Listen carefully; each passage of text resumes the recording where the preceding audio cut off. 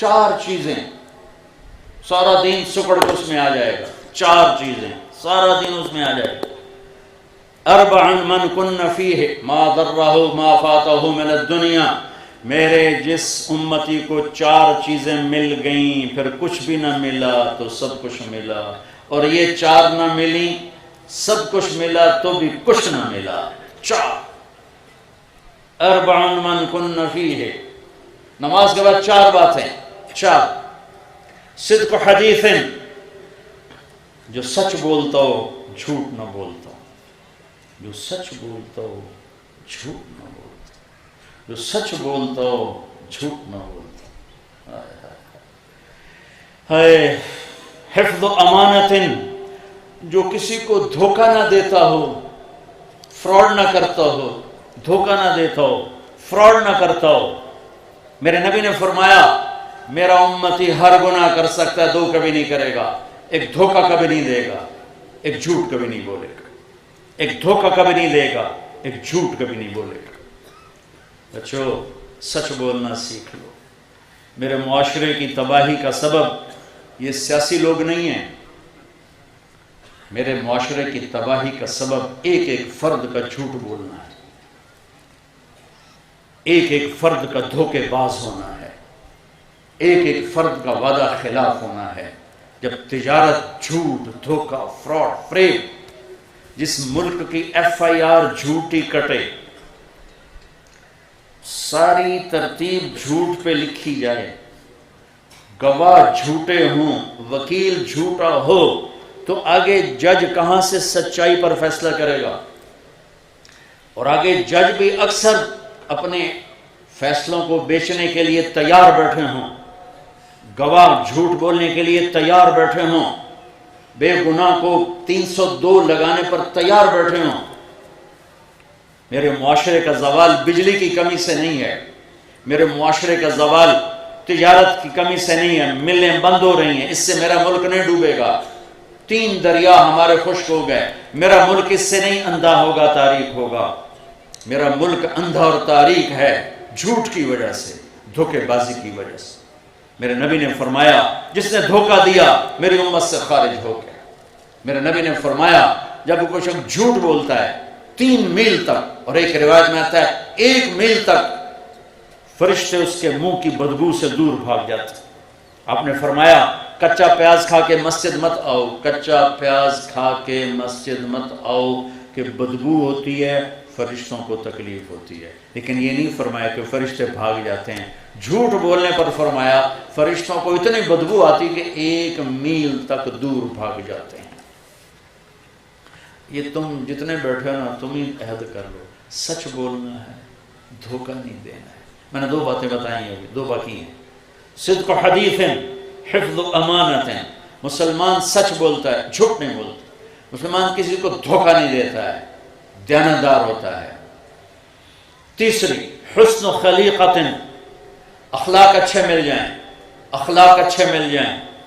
چوتھی عفت فی طعمت، رزق حلال مل جائے، رزق حلال ہو، رزق حلال ہو، اخلاق اچھے ہوں، دیانتدار ہو، سچائی ہو، تو یہ وقت کا شیخ عبد القادر جیلانی ہے، یہ اپنے وقت کا جنید بغدادی ہے، یہ عورت اپنے وقت کی رابعہ بصری ہے، یہ اپنے وقت کی شعبانہ شمعونہ ہے، یہ اپنے وقت کا امام غزالی ہے، جو سچ بولے، جو دیانتداری سے چلے، جس کے اخلاق اچھے ہوں، جس کا رزق حلال ہو۔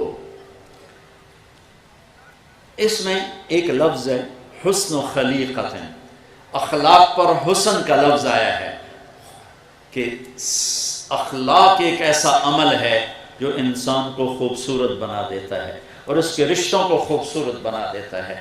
کوئی بھی رشتہ ہو، اس کو زندہ کرنے کے لیے اچھے اخلاق چاہیے۔ ماں باپ ہیں، بہن بھائی ہیں، بیوی بچے ہیں، خاص طور پر خامد اور بیوی کا جو رشتہ ہے یہ ایسا ہے کہ اس میں سب سے زیادہ اخلاق کی ضرورت ہے۔ میرے نبی نے 11 شادیاں کی، 2 آپ کی زندگی میں چلی گئیں، اما خدیجہ، اما زینب۔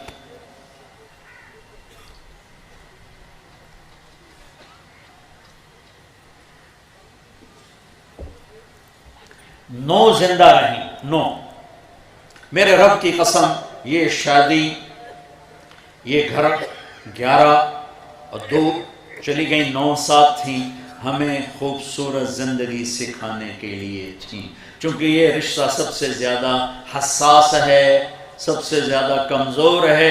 باقی کوئی رشتہ ٹوٹتا نہیں، یہ ٹوٹ جاتا ہے، ایک بول پہ ٹوٹ جاتا ہے۔ اس لیے میرے نبی نے کہا علی طلاق سے بچنا، طلاق سے بچنا۔ جب کسی بچی کو ناجائز طلاق دی جاتی ہے تو اللہ کا عرش کانپ اٹھتا ہے۔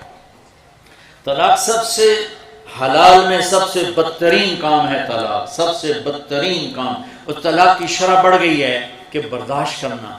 میرے بچوں، دنیا کو جنت بنانے کے چکر میں نہ پڑنا، یہ جنت نہیں بن سکتی۔ ایک دیہاتی آیا لاہور، تو اس نے اسٹیشن پر دیکھا لوگ ٹوائلٹ میں کھڑے ہو کے پیشاب کر رہے سارے۔ اب دیہاتوں میں بہت برا، تو جب وہ واپس گیا وہ ایک منے منہ کر کے کھلو کے پیشاب شروع کرتا، پچھو ایک بندے زور دی لت ماری، نام مراد ہے کی کہ لاہور بناون لگا ہوں، تسی بناون ہی نہیں دیتا۔ چلو میں تو لاہور بنائیندہ پہ ہوں، تسی بناون ہی نہیں دیتا۔ تو یہ دنیا کو نا جنت نہ بنانا، نہ یہ جنت بن سکتی ہے، نہ کوئی آئیڈیل تلاش کرنا۔ یہاں آئیڈیل کو نہیں ملے گا، گزارا ہی ہوگا، یہ گزارے کا جہان ہے۔ آئیڈیل جہان اللہ نے آگے بھیجا ہے۔ یہ رشتہ بہت اہم ہے۔ آپ سب نوجوان لڑکے لڑکیاں کٹھے پڑھتے ہو، اپنی مرضی کی شادیوں پہ میں نہ چل پڑنا۔ اگر ماں باپ کی مرضی شامل نہ ہوئی تو دکھ اٹھاؤ گے، اور عشق چوتھے دن اتر جاتا ہے۔ 4 دن نہیں، میں زیادہ ہی 10 دن، وہ ہکے دن ہی کام پورا ہو جاتا ہے۔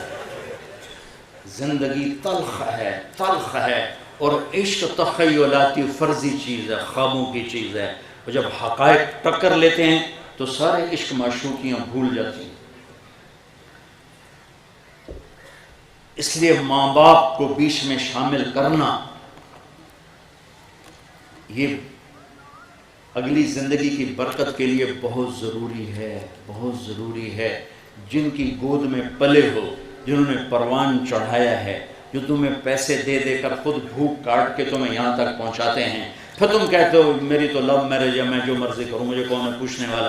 ٹھیک ہے، اللہ نے تمہیں حق دیا ہے، تم اگر اپنی پسند کی شادی کرنا چاہتے ہو، شرن تمہیں حق حاصل ہے، لیکن ماں باپ کو کراس کر کے نہ کرنا، ورنہ بے برکت ہو جاؤ گے، زندگی تلخ ہو جائے گی۔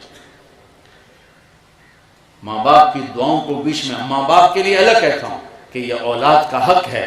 اگر اولاد کہے کہ میں یہاں شادی نہیں کرنا چاہتا، پھر ڈنڈے لے کے کھڑے نہ ہو جاؤ کہ نہیں اتھے ہی کرنا، نہیں تو بیٹھا رہو۔ یہ بھی ایک عذاب ہے۔ اسی تو اتھے ہی، اسی تو رائیاں نو ہی دیونی، باویں بڈھی ہو جائے، سارے دند مسنوں ہی لگ جائیں، اسی تو جٹاں نو ہی دیونی، تو بٹاں نو ہی، جٹ بٹ کتوں کٹھے ہو گئے سارے۔